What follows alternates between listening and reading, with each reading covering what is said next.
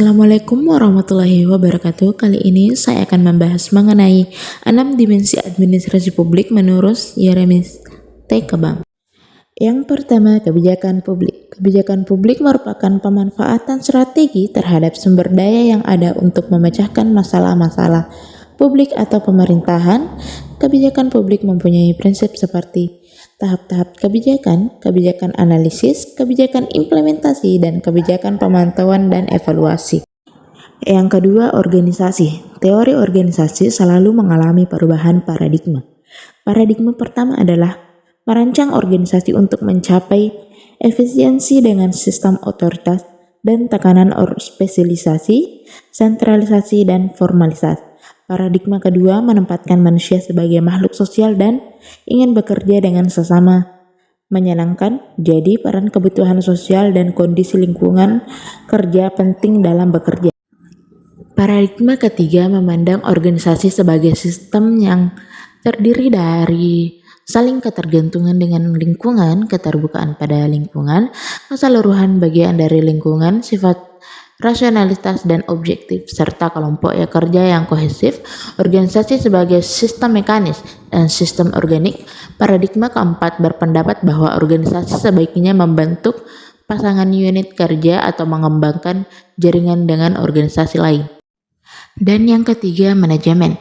Dimensi manajemen terkait dengan bagaimana melaksanakan apa yang telah diputuskan melalui prinsip manajemen. Manajemen sendiri merupakan suatu proses pencapaian hasil melalui orang lain, sedangkan manajemen publik berarti manajemen instansi pemerintah. Yang keempat, etika. Etika merupakan kebiasaan, adat, akhlak, dan watak.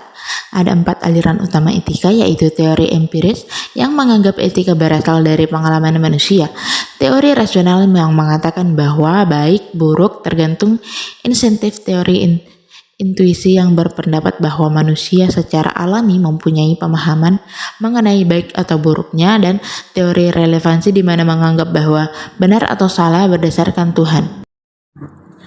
Yang kelima, lingkungan. Lingkungan dalam ini adalah semua faktor yang berada di luar batas organisasi. Ada pandangan bahwa interaksi terbatas dari suatu organisasi terhadap lingkungannya dan apa yang dilakukan organisasi tidak bergantung pada dinamika lingkungan.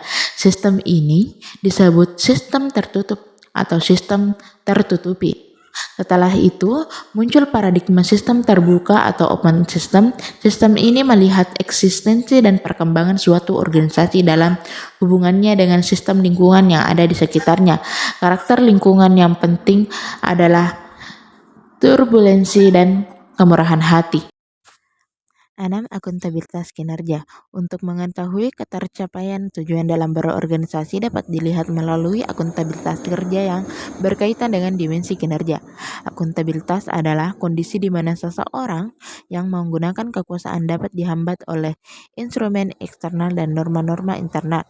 Dalam penilaian kinerja mempunyai 2 paradigma, paradigma manajemen normatif atau aliran manajemen klasik, aliran manajemen hubungan manusia, aliran manajemen sumber daya manusia, dan paradigma manajemen publik baru.